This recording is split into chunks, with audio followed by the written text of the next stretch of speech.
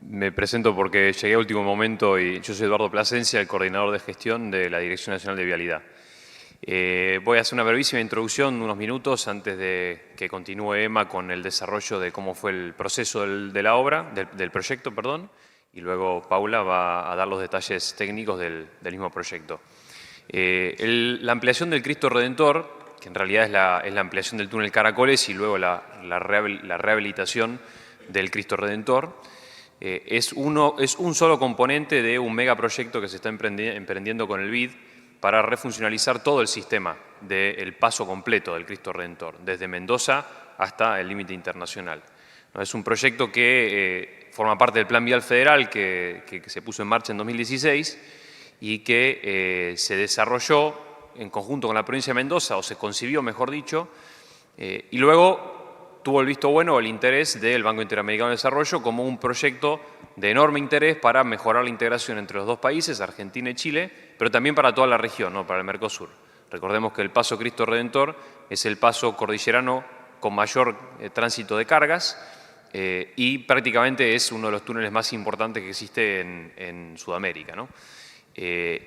Había un montón de proyectos en cartera para generar nuevas conexiones entre Argentina y Chile, algunos muy grandes, muy costosos y de bastante largo plazo, muy importantes e interesantes, pero lamentablemente no se había abordado ninguno para mejorar el que hoy era el paso más importante, que es el Cristo Redentor. Entonces, la realidad es que en un tiempo bastante rápido, la Dirección Nacional de Vialidad desarrolló, bajo la dirección de Emma y de Paula, este proyecto que es muy grande, y la realidad es que se hizo en bastante poco tiempo, y que hoy está en proceso de licitación, ¿no? El 11 de octubre vamos a abrir en Mendoza los sobres de la primera fase de esta obra, que es justamente la ampliación del túnel Caracoles, que es un túnel ferroviario que se va a llevar a un camino vial de 2 carriles con banquina.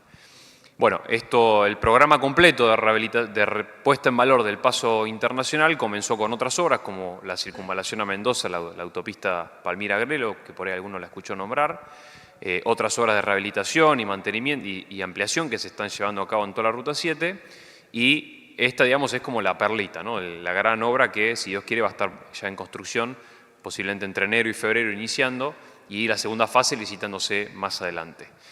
Hizo falta, obviamente, un montón de trabajo diplomático. No se eligió crear ningún ente binacional, ni un comité internacional o binacional, porque bueno, queríamos hacerlo bastante ágil y consideramos que no iba a haber dificultades mayores en partir el túnel a la mitad de cada lado de la frontera. Entonces, Chile, así como nosotros estamos presentando ahora este proyecto y licitándolo y próximamente en construcción, Chile está haciendo lo mismo con un desfase de 6 meses porque la obra es más sencilla de su lado. Bien, entonces, sí, creo que eso es lo más importante y me parece que ahora podemos, que Emma por ahí nos puede contar un poco cómo fue el proceso del proyecto en sí, que no estuvo, si bien fue rápido, no estuvo exento de dificultades de gestión, más allá de lo técnico. Gracias. Bueno, buenas tardes a todos. De nuevo le quisiera agradecer a ATES que nos invitó a participar de este seminario. El año pasado ya estuvimos explicando en detalle el proyecto de la primera fase de lo que nosotros llamamos la refuncionalización del Paso Cristo Redentor, y que consiste en ampliar el actual túnel, el que era túnel ferroviario, el túnel Caracoles, y construir las galerías de vinculación con el túnel Cristo Redentor, que hoy es por el cual circulamos. El año pasado nos explayamos bastante en lo que es el proyecto y hoy, digamos, este año la idea un poco es ampliar esa explicación y contarles qué pasó desde el año pasado hasta hoy. Recuerdo que les había dicho que esperaba que la próxima vez que venga a este auditorio les pueda contar del túnel ya en ejecución, porque nosotros estimábamos que ya a un año ya íbamos a tener algo para mostrar del túnel, pero como bien Eduardo les dijo, estos temas donde están involucrados 2 países, sobre todo, a veces generan algunos retrasos, algunos imprevistos, que es exactamente lo que nos ha pasado. Recuerdo que al lado nuestro estaban presentando el proyecto y construcción ya de los 2 túneles que estamos construyendo como Vialidad Nacional en La Rioja, en la Ruta Nacional 75. Y entonces ahí es donde yo dije, bueno, este túnel lo estamos construyendo bajo la órbita de vialidad, con la empresa, la empresa constructora era lo que lo presentaba. El año que viene seguramente vamos a venir a mostrar fotos de la obra, pero no le vamos a mostrar fotos de la obra, sino le vamos a contar qué es lo que pasó en este año. Como les decía al inicio, la fase 1 incluye la ampliación del túnel Caracoles. Hoy por hoy son 2 túneles, el Cristo, que es por donde circulamos de manera vehicular, y al lado, prácticamente paralelo, corre lo que es el túnel Caracoles, que es un antiguo, que es el Cristo y este es el Caracoles, que es un antiguo túnel ferroviario que tiene 5 metros de ancho, más o menos por 6 metros de alto, y la idea es transformar ese túnel en carretero. Entonces, la primera fase es la ampliación de ese túnel, construcción de 2 pasos vehiculares y 3 peatonales entre ambos túneles, y la segunda fase es, ahí podemos ver imágenes y podemos ver cuáles son las secciones. Y la segunda fase es la ampliación del actual túnel Cristo Redentor y todas las instalaciones de ambos túneles para lograr que se circule de manera segura. Nosotros, el financiamiento del proyecto se hizo a través del Banco Interamericano de Desarrollo. Se contrató una consultora, Quejo Control, que es una consultora reconocida española, y lo que hacíamos eran reuniones prácticamente quincenales con el equipo técnico de Chile, y así fuimos haciendo el seguimiento del proyecto original que es el que explicamos el año pasado y que es el que incluía banquinas y veredas peatonales bastante amplias.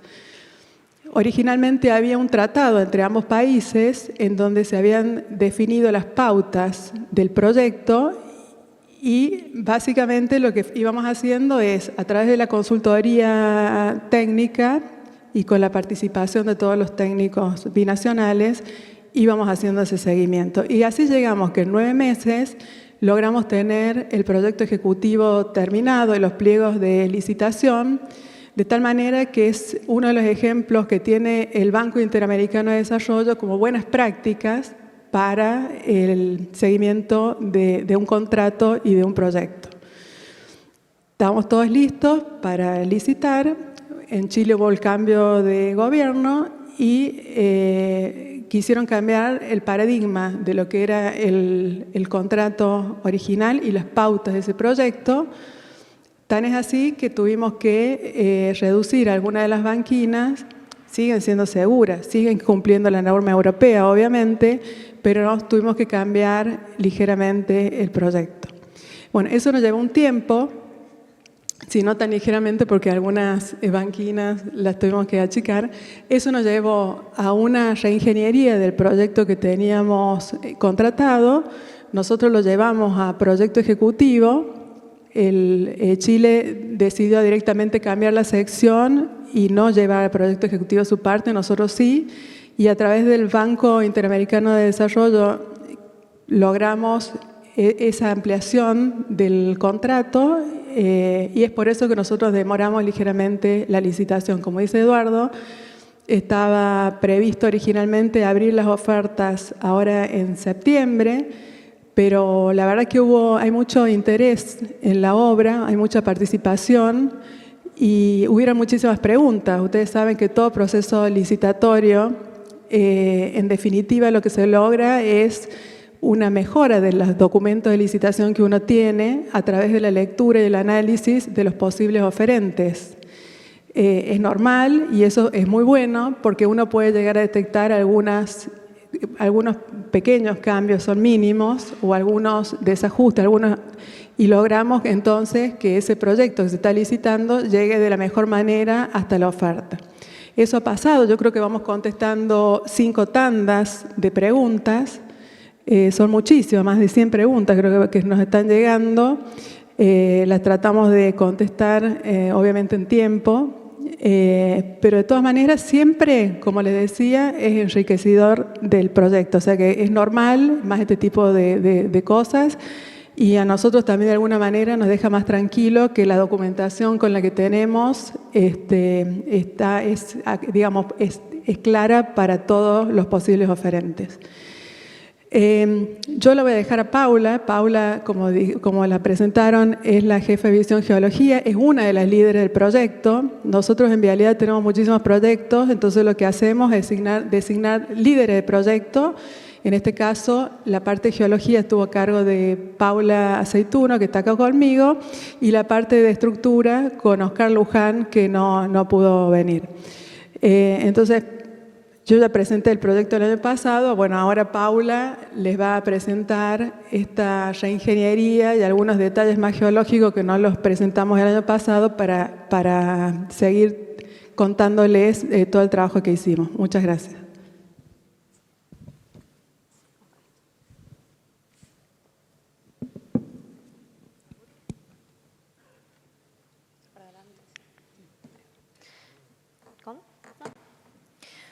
Bueno, yo les voy a contar un poquito cómo era la sección anterior para empezar y cómo es la sección definitiva después de las modificaciones solicitadas por el Gobierno de Chile. Tengo mi machete porque como toda geóloga no me gusta recordar números. Así que bueno, la que ustedes ven, a ver, se las voy a marcar con la lupita. Esta es la sección original del Caracoles, que tenía una sección de excavación de unos 110 metros. Estaba compuesta por 2 carriles de 3,50 metros. Tenía 2 veredas de 1 metro, una banquina de 2,5 metros y otra de 1 metro. Un gálibo vertical sobre los carriles de 5,50 metros y sobre el resto del túnel de 5,10 metros. Esta banquina o arsén, que puede verse generosa, de 2,5 metros, tenía una función y era la de permitir a los vehículos con problemas poder detenerse dentro del túnel sin influir o sin impactar sobre el tránsito del túnel. Finalmente, la sección modificada tuvo una reducción importante, no tanto en la sección de excavación, porque la sección de excavación definitiva tiene 100 metros cuadrados, se mantienen los carriles de 3,50 metros. Creo que me quedé trabada con la lupita. Necesito un almohadón para la silla. ¿No? Ahí va, ahora sí. Sí, pero la lupita... Ahí está. Los carriles de 3,50 metros se mantienen. Se retiró la berma de 2,5 metros por 2 banquinas de 1 metro y veredas de 75 centímetros. El gálibo vertical es de 5,10. Se solicitó un gálibo de 4,80 metros, pero la normativa argentina dispone un mínimo de 5,10 metros, así que se mantuvo ese gálibo. Bueno. Nosotros tenemos previstas 5 galerías de conexión entre ambos túneles, separadas entre sí 500 metros, como recomiendan las normativas europeas, salvo la primera del lado chileno, que está un poquito más lejos, está a 650 metros. Las galerías no tuvieron prácticamente modificación en el cambio de proyecto. Nosotros del lado argentino tenemos 3 galerías, son 2 peatonales, que es esta que está aquí y esta acá, las 2 azules, y la del medio es una galería vehicular. Bueno, ahí está. Son galerías, como los 2 túneles son subparalelos, tenemos diferentes longitudes. La más larga tiene aproximadamente 300 metros, que es esta que tenemos aquí, y la más cortita son menos de 100 metros de longitud. Bueno, yo voy a hablarles después de los estudios previos, sobre todo en cuanto a la geología que se hicieron para el diseño del del sostenimiento y revestimiento, pero antes quiero mostrarles un poco cómo está en la actualidad tanto el Cristo Redentor como el túnel Caracoles. Acá se pueden ver, este es el Cristo Redentor, y se pueden ver las filtraciones que tiene en los hastiales sobre todo, y en la clave también un poco. La más impactante es esta, por la cantidad de fluorescencia que tiene además. Esto nos obligó a usar en algunos tramos cementos sulforesistentes. Pero no es lo más importante que tiene el túnel. Lo más importante son las deformaciones en las calzadas.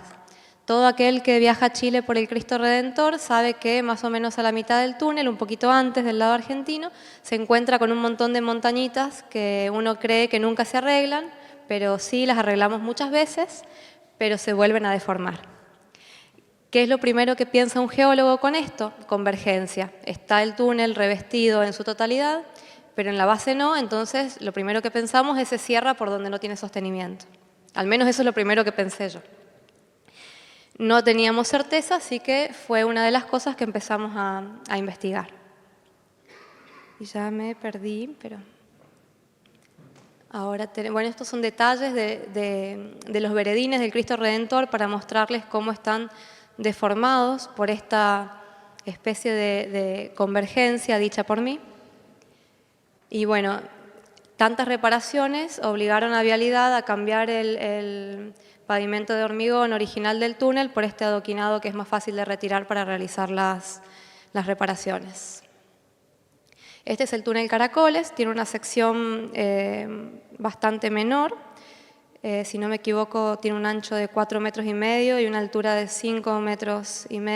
En un momento se pretendió usar como accesorio al Cristo Redentor, pero tiene una curva que dificulta el tránsito de vehículos medianos, incluso a veces también de los de pequeño porte. Aquí las deformaciones en las calzadas, como la sección es bastante menor, no se notan tanto, por eso no coloqué fotos, porque en las fotos son imperceptibles, pero sí de las filtraciones. Y quiero mostrarles, como toda geóloga, ese fluido naranja que sale de un sondeo antiguo. Esto es del lado chileno, pero del lado argentino tenemos exactamente lo mismo. Esto nos llamó la atención y nos ayudó a ubicar las perforaciones para investigar un poco la roca. Si bien nosotros ya teníamos bastante conocida la geología del túnel, con razón tenemos 2 túneles ya construidos. Pero bueno, apuntamos a esos sectores y nos dio buenos resultados. Siempre este tipo de colores es indicio de una roca de mala calidad o de alguna falla o algo así. Bueno, en cuanto a los estudios previos, se hicieron los estudios que se hacen en general para cualquier obra de estas características. Mapeo geológico y geotécnico de detalle, tanto en superficie como en la superficie del túnel, por encima, como en las zonas aledañas. Se hicieron ventanas geotécnicas, se hizo una sísmica de refracción en portales, porque los portales son materiales coluviales, así que para tener bien los límites y todas esas cosas se hizo una sísmica de refracción. 120 metros de sondajes diamantina para un túnel. La verdad que son pocos metros, pero con toda la información que nosotros ya teníamos, lo que pretendíamos con estos sondajes era confirmar los datos que se tenían y las incertidumbres como las zonas de deformaciones en las calzadas y estos lugares con filtraciones con color ocre. Bueno, como en todas obras de este tipo, se hicieron ensayos de compresión simple, ensayos brasileños y estos de aquí abajo, los 6 ensayos de difracción de rayos X, son por las convergencias que finalmente no eran las típicas convergencias que se pueden tener en un túnel normal. Y bueno, y los últimos también, ensayos de hinchamiento a largo plazo en anhidritas, que ya les adelanto un poco los problemas que nos vamos a encontrar en el Cristo Redentor, que ya no son problemas porque tienen su solución. Bueno, esto es para mostrarles un poco la geología de los túneles. Como siempre nos toca a los argentinos la parte del túnel más complicada. Nosotros de nuestro lado tenemos una intercalación de diferentes rocas sedimentarias, afortunadamente todas ellas de buena calidad, incluso las que generan deformaciones en la calzada. Cuando digo de buena calidad es que no van a generar inconvenientes al momento de excavar y de sostener. Sí, en el caso de las deformaciones de calzada, si no hacemos algo extra, nos va a traer problemas a futuro. Del lado chileno, la secuencia es volcaniclástica, son rocas hermosas para perforar bueno, para excavar todo tipo de estructuras, pero a nosotros no nos tocó ni una partecita de esas rocas volcánicas. En los portales de ambos túneles, este de arriba es el Cristo Redentor y el de abajo es el Caracoles. El portal argentino tiene en los dos coluvios que son bastante más espesos en el túnel Caracoles y muy delgados en el Cristo Redentor, pero también hay que darles importancia. El grupo mendociano que se ve, que es el verdecito que vemos en los dos túneles, es una intercalación de areniscas y conglomerados muy bien soldados y de buena calidad geotécnica. La formación Cristo Redentor es muy parecida a la anterior, pero mayoritariamente con areniscas soldadas. Y en el medio tenemos este pedacito de una formación distinta que coincide con las deformaciones en el túnel y es la formación Huitrín, que está formado por lutitas con intercalaciones de anhidritas y en algunos casos anhidritas nodulares. Yo no estaba muy segura al principio de que esas venillas de anhidrita pudieran generar deformaciones tan grandes como las que teníamos en el Cristo Redentor, así que tuvimos que hacer los ensayos y finalmente tenían razón. Son las anhidritas, no tenemos convergencia, nos llevamos un buen tiempo, no tenemos convergencias apreciables, haciendo mediciones de convergencia en ese sector y no en la totalidad de la sección del túnel. No tenemos ningún tipo de convergencia, ni tampoco fisuramientos en los hastiales o en las claves que delaten algo como eso, sino solamente la deformación de la base, de la solera. Bueno, seguimos. Para caracterizar los macizos rocosos, en general usamos la clasificación de Bienaschi, el RMR, pero la asociamos a otro índice que publicó Bienaschi con Celada, que le incorpora a ese RMR, que es el más conocido, otros parámetros del entorno, como la presión a la que están sometidas esas rocas, por la carga de roca hacia arriba, el comportamiento que tiene esa roca en cuanto a esas presiones, y nos da un índice que es el comportamiento tenso deformacional de la roca, si la roca se comporta más elástica o más plástica. Este es el cuadro de referencia con el que nosotros nos regimos.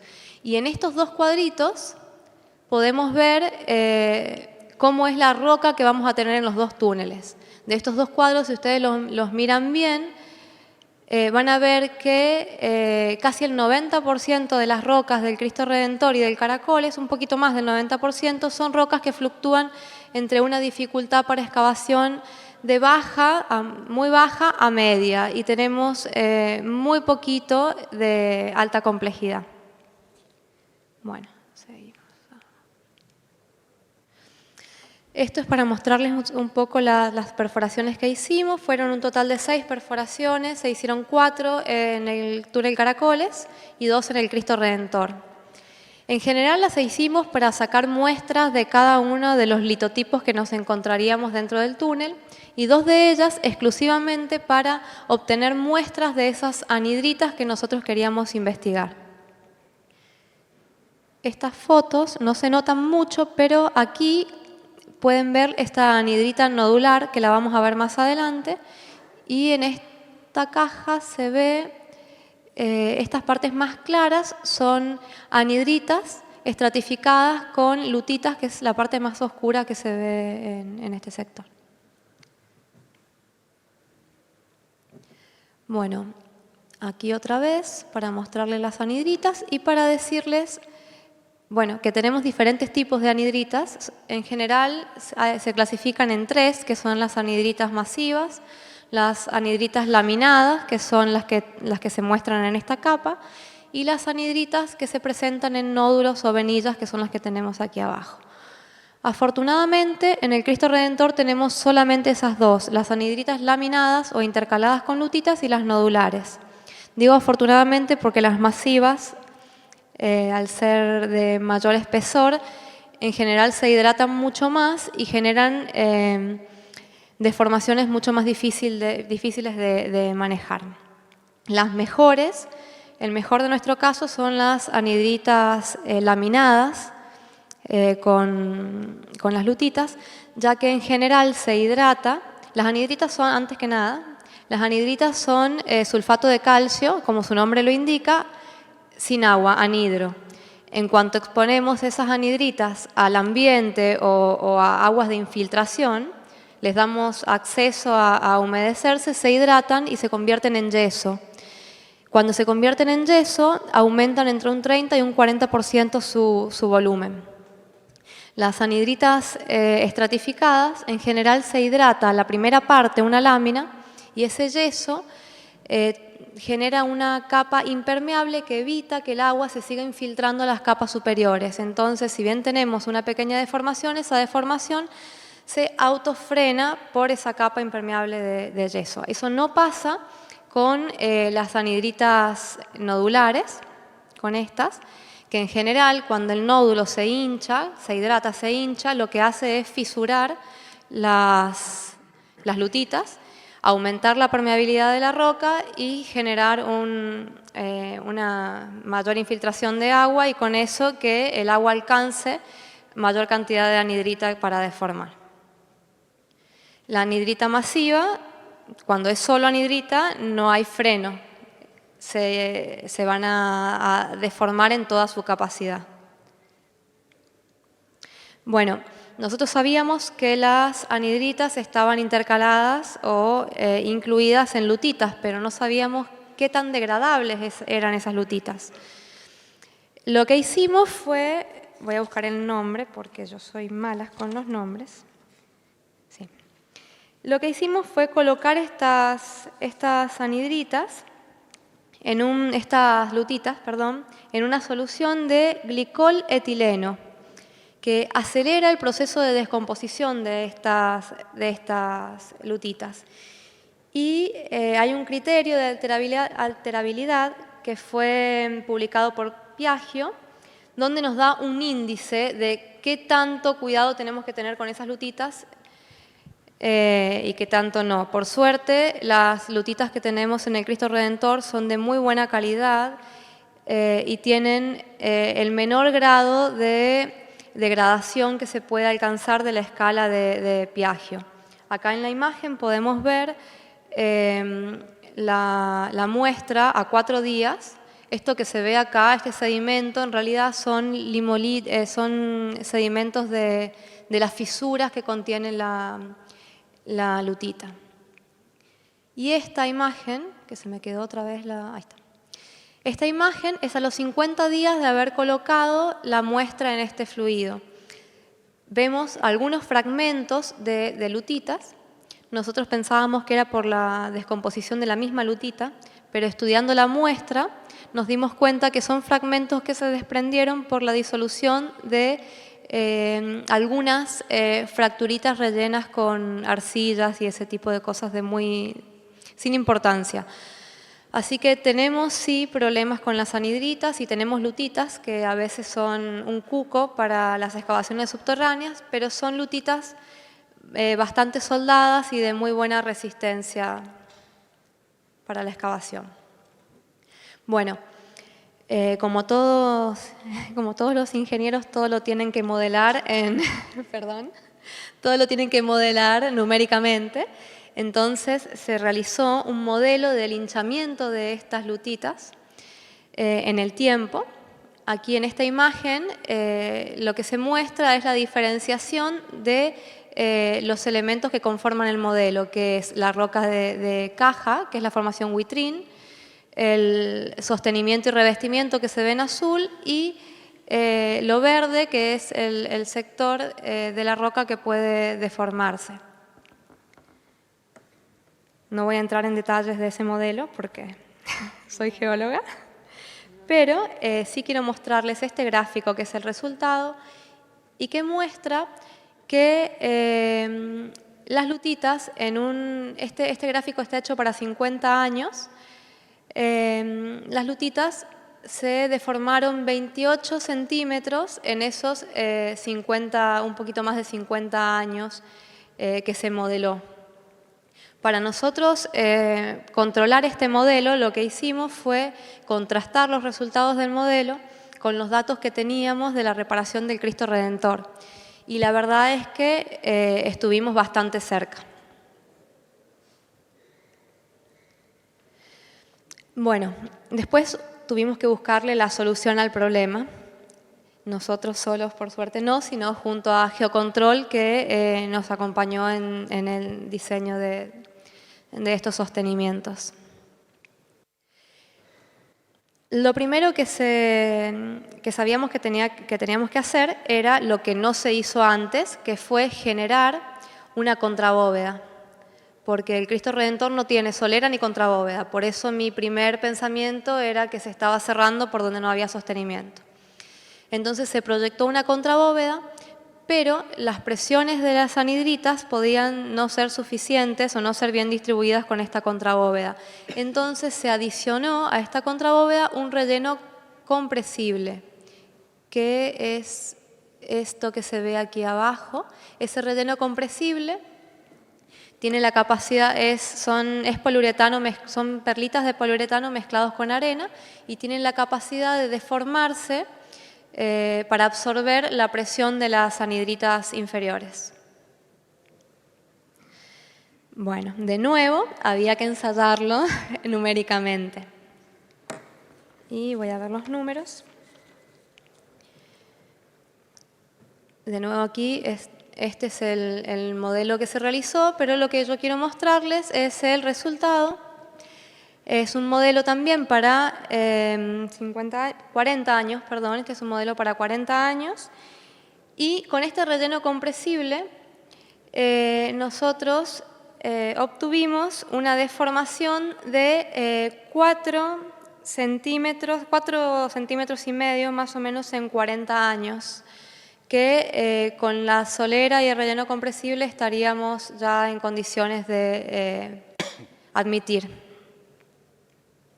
Bueno, estas son las conclusiones, son muy escuetas, pero bueno, queremos decirles a todas las empresas, además que están participando de la licitación, que la geología, porque fueron muchas de las preguntas que se hicieron en este proceso licitatorio, fue del conocimiento de la geología. Por eso es que yo quise abocarme en esta presentación a estos ensayos. Bueno, la geología está muy bien conocida, son rocas, si bien son rocas sedimentarias, son rocas de muy buena calidad. Incluso las anhidritas tienen muy buena resistencia, así que no, si no me equivoco, en el orden de 80 megapascales, así que no debería ocasionar problemas durante la construcción. Se conocen estas dificultades y se han proyectado las soluciones adecuadas. Se están realizando ensayos de hinchamiento de las anhidritas a largo plazo para que tengamos posibilidad de ajustar algún detalle durante la ejecución de la obra. Bueno, y de acuerdo a los modelos numéricos que les mostré muy rápidamente, con la contrabóveda y el relleno compresible estaríamos en condiciones de afrontar ese cuco que son las deformaciones de las anhidritas. ¿Algo más que quieran agregar? No lo hubiera dicho mejor. Gracias. Bueno, muy bien, terminamos así. Entonces, si hay alguna consulta, nuevamente, como hacemos con todos los paneles, nos avisan. Y si no, bueno, vamos a despedir con un fuerte aplauso a este panel. Entonces, por favor...